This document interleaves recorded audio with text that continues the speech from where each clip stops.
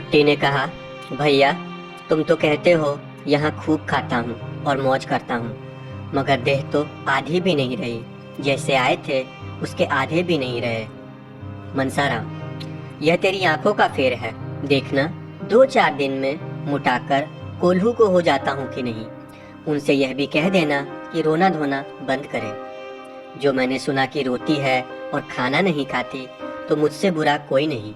मुझे घर से निकाला है तो अब चैन से रहे, चली है प्रेम दिखाने। मैं ऐसे त्रिया चरित्र बहुत पढ़े बैठा हूँ। भुट्टी चली गई। मनसाराम को उससे बातें करते ही कुछ ठंड मालूम होने लगी।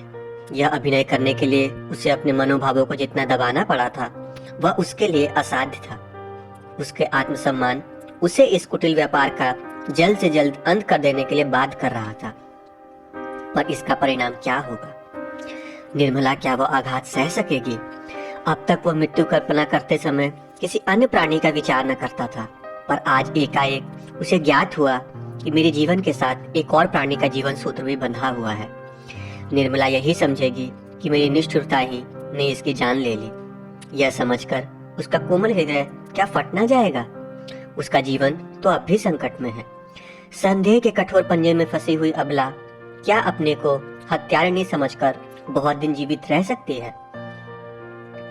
मनसाराम ने चारपाई पर लेटकर लिहाफ ओढ़ लिया। फिर भी सारे सर्दी से कलेजा कांप रहा था।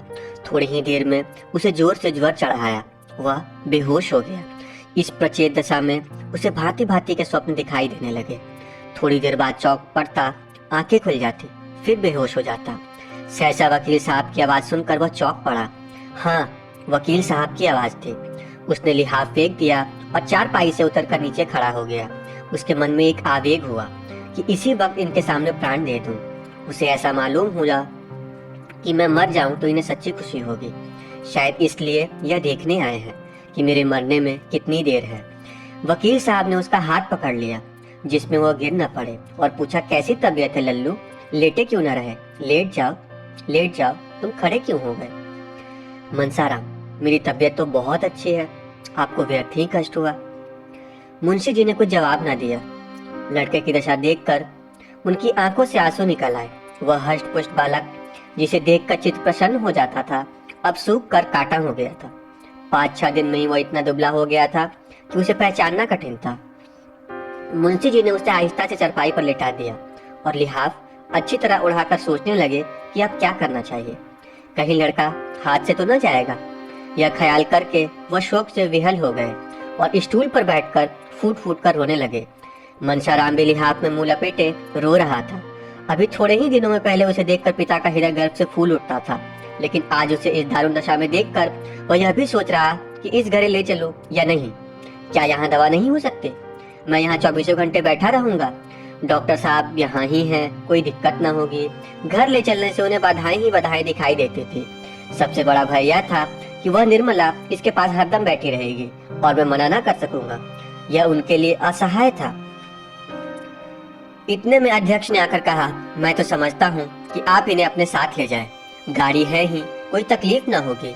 यहाँ अच्छी तरह देखभाल न हो सकेगी। मुंशी जी, हाँ आया तो मैं यहाँ इसी ख्याल से था, लेकिन इसकी हालत बहुत ही नाजुक मालूम होती है। जरा सी सावधानी होने से सरसाम हो जाने का भय है। अध्यक्ष, यहाँ से ले जाने में थोड़ी सी दिक्कत जरूर है, लेकिन यह तो आप खुद ही सोच सकते हैं कि घर पर जो आराम मिल सकता है वह यहाँ किसी तरह नहीं मिल सकता। इसके अतिरिक्त किसी बीमार लड़के को यहाँ रखना नियम विरुद्ध भी है। मुंशी जी, कहिए तो मैं हेडमास्टर से आज्ञा ले लूं। मुझे इनको यहाँ से इस हालत में ले जाना किसी तरह मुनासिब मालूम नहीं होता। अध्यक्ष ने हेडमास्टर का नाम सुना तो समझे यह महाशय मुझे धमकी दे रहे हैं। जरा तिनक कर बोले, हेडमास्टर नियम विरुद्ध कोई बात नहीं कर सकते। मैं इतनी बड़ी जिम्मेदारी कैसे ले सकता हूँ? अब क्या होगा? क्या घर ले जाना ही पड़ेगा? यहाँ रखने का तो यह बहाना था कि ले जाने से बीमारी बढ़ जाने की शंका है। यहाँ से ले जाकर अस्पताल में ठहराने के लिए कोई बहाना नहीं है। जो सुनेगा वह यही कहेगा कि डॉक्टर की फीस बचाने के लिए लड़के को अस्पताल फेंका है। पर अब ले जाने के सिवा और कोई उपाय न था। अगर अध्यक्ष महोदय इस वक्त रिश्वत लेने पर तैयार हो जाते तो शायद 2-4 साल का वेतन ले लेते, लेकिन कायदे के पाबंद लोगों में इतनी बुद्धि, इतनी चतुराई कहाँ। अगर इस वक्त मुंशी जी की कोई आदमी ऐसा उग्र सुझा देता जिसे वो उस मनसाराम को घर न ले जाने के लिए बारे में सोचते तो वो आजीवन उसका एहसान मानते। सोचने का समय भी नहीं था। अध्यक्ष महोदय शैतान की तरह सिर पर सवार थे। विवश होकर मुंशी जी ने दोनों सदस्यों को बुलाया और मनसाराम को उठाने लगे। मनसाराम अर्ध चेतना की दशा में था। चौंक कर बोला, क्या है, कौन है? मुंशी जी, कोई नहीं है बेटा, मैं तुम्हें घर ले जाना चाहता हूँ, आओ मैं गोद में उठा लूं। मनसाराम, मुझे घर क्यों ले चलते हैं, मैं वहां नहीं जाऊंगा। मुंशी जी, यहाँ तो नहीं रह सकते, नियम तो ऐसा ही है। मनसाराम, कुछ भी हो, मैं वहां ना जाऊंगा, मुझे और कहीं ले चलिए, किसी पेड़ के पीछे, किसी झोपड़ी में, जहाँ चाहे रखिए, पर घर न ले चलिए। अध्यक्ष ने मुंशी जी से कहा, आप इन बातों का ख्याल न करें, यह तो होश में नहीं है। मनसाराम, कौन होश में नहीं है? मैं होश में नहीं हूँ, किसी को गालियाँ देता हूँ, दांत काटता हूँ, क्यों होश में नहीं हूँ? मुझे यहीं पड़े रहने दीजिए, जो कुछ होना होगा यही होगा। अगर ऐसा ही है तो मुझे अस्पताल ले चलिए, मैं वहाँ पड़ा रहूँगा, जीना होगा जीऊँगा, मरना होगा मरूंगा, लेकिन घर किसी से भी तरह ना जाऊँगा। यह जोर पाकर मुंशी जी फिर अध्यक्ष से मिन्नतें करने लगे, लेकिन वह कायदे के पाबंद आदमी कुछ सुनता ही ना था। अगर छूत की बीमारी हुई और किसी दूसरे लड़के को छूत लग गई तो उसका कौन जवाबदेह होगा? इस तर्क के सामने मुंशी जी कानूनी दलीलें भी मात हो गई। आखिर मुंशी जी ने मनसाराम से कहा, बेटा तुम्हें घर चलने से इनकार क्यों कर रहे हो? वहां तो सभी तरह का आराम रहेगा ना। मुंशी जी ने कहने को तो यह बात कह दी, लेकिन डर रहे थे कि कहीं सचमुच मनसाराम चलने पर राजी न हो जाए। वह मनसाराम को अस्पताल ले रखने में कोई बहाना खोज रहे थे और उसकी सारी जिम्मेदारी मनसाराम के ही सिर डाल देना चाहते थे। यह अध्यक्ष के सामने की बात थी। यह इस बात की साक्षी दे सकते थे कि मनसाराम अपनी जिद से अस्पताल जा रहा है। मुंशी जी का इसमें लेश मात्र भी दोष नहीं है। मनसाराम ने झल्लाकर कहा, नहीं नहीं, 100 बार नहीं, मैं घर नहीं जाऊंगा, मुझे अस्पताल ले चलिए और घर के सब आदमियों को मना कर दीजिए कि मुझे देखने में ना आवे। मुझे कुछ नहीं हुआ है, बिल्कुल भी बीमार नहीं हूँ, आप मुझे छोड़ दीजिए, मैं अपने पाँव से चल सकता हूँ। वह उठ खड़ा हुआ और उन्मत्त की भांति द्वार की ओर चला, लेकिन पैर लड़खड़ा गए। यदि मुंशी जी ने न संभाल लिया होता तो उसे बड़ी चोट आती। दोनों नौकरों की मदद से मुंशी जी उसे बग्गी के पास लाए और अंदर बिठा दिया। गाड़ी अस्पताल की ओर चली। वही हुआ जो मुंशी जी चाहते थे। इस शोक में भी उनका चित्त संतुष्ट था। लड़का अपनी इच्छा से अस्पताल जा रहा था। क्या यह इस बात का प्रमाण नहीं था कि घर से इसे कोई रेश स्नेह नहीं है? क्या इससे यह सिद्ध नहीं होता कि मनसाराम निर्दोष है? वह उस पर अकारण ही भ्रम कर रहे थे।